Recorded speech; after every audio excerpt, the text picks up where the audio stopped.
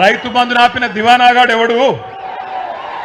రైతు బంధును ఆపిన దివానాగాడు ఎవడు? మరి ఇప్పుడు అన్నాడు కదా ఆయననే దివానాగాళ్ళమా మేము బంద్ చేస్తామా అన్నాడు.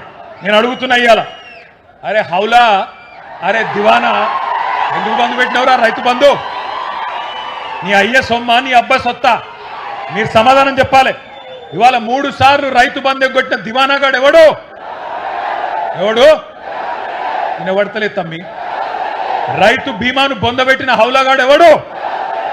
2 లక్షల రుణమాఫీ చేయని దివానాగాడు ఎవడు? 500 బోనస్ ఎగ్గొట్టిన ధోకేబాజ్గాడు ఎవడు? పంటలు కొనుగోలు చేయని బట్టెబాజ్గాడు ఎవడు?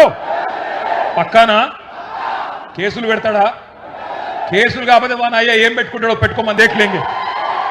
నేను అడుగుతున్నా, నీయేసంటి బట్టెబాజ్ మాటలు మాట్లాడి ధోకేబాజ్ పనులు చేసి ఇవాళ గద్దెనెక్కి కూర్చొని యాడున్నవరా అయ్యా అంటే రైతు వారోత్సవాలను పెట్టిండు.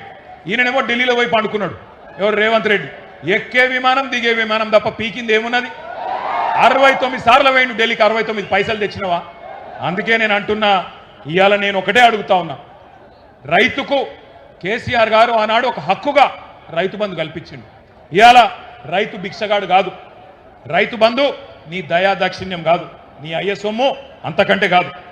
దేశానికి అన్నం పెట్టుకునే అన్నదాతను ఇలా అడుక్కు తినటం చూసినట్టు కిస్తులల్లా కేసీఆర్ మీటింగ్ పెట్టంగానే ఒక కిస్తు, రెండవ మీటింగ్ పెడితే ఇంకో కిస్తు, మార్చిలో ఒక ఎకరానికి వేస్తా, ఏప్రిల్లో ఇంకో ఎకరానికి వేస్తా.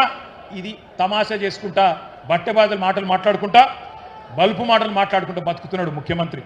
ఏమయ్యా రాహుల్ గాంధీ, నిన్ను అడుగుతా ఉన్నా, ఎక్కడ సచ్చింది నువ్వు చేసిన డిక్లరేషన్?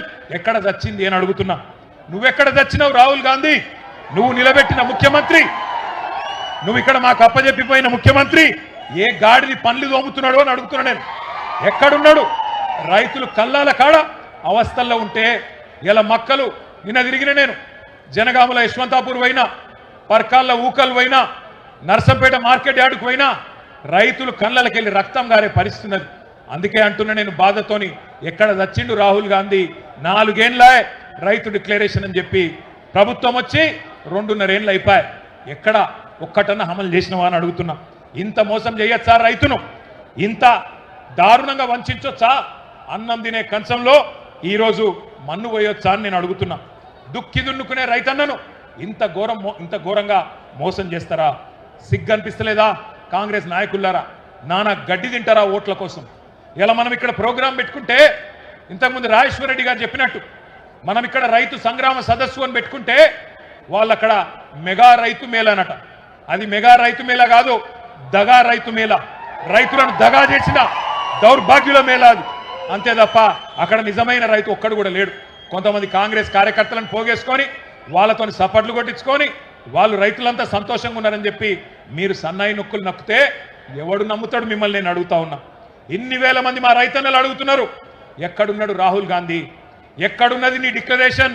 ఎక్కడ పోయినాయి నువ్వు చెప్పిన మాటలను అడుగుతున్నారు. ఒక మాట దయచేసి నేను అంటా ఉన్నా, బాధ అనిపిస్తుంది ఇట్లా మాట్లాడాలంటే అప్పుడప్పుడు. కానీ డిక్లరేషన్ ఇచ్చి లక్షల మంది రైతులను మోసం చేసిన రాహుల్ గాంధీ ఫోటోను, ఆ రైతు డిక్లరేషన్ కాగితాన్ని, రేవంత్ రెడ్డి ఫోటోను మొత్తం అన్ని పోలీస్ స్టేషన్ల కాడ, రైల్వే స్టేషన్ల కాడ, బస్ స్టాండ్ల కాడ అంటియాలే. అంటించి కింద రాయాలి, దొంగలున్నారు జాగ్రత్త, ఓట్లను ఎత్తుకపోయే దొంగన కొడుకులున్నారు జాగ్రత్త అని రాయాలి. గంత దొంగలు వీళ్ళు. ఆలోచన చేయండి. ఒక్క హామీ అమలు చేయడా 2.5 ఏళ్లలో? ఇంత అన్యాయం ఉంటుందా? కాంగ్రెస్ వాళ్ళ మేనిఫెస్టో, వాళ్ళ గ్యారంటీలు, 420 హామీలు, వాళ్ళ అభయ హస్తం దేశ చరిత్రలో కాదు ప్రపంచ చరిత్రలోనే అతిపెద్ద మోసం అని చెప్పక తప్పదు.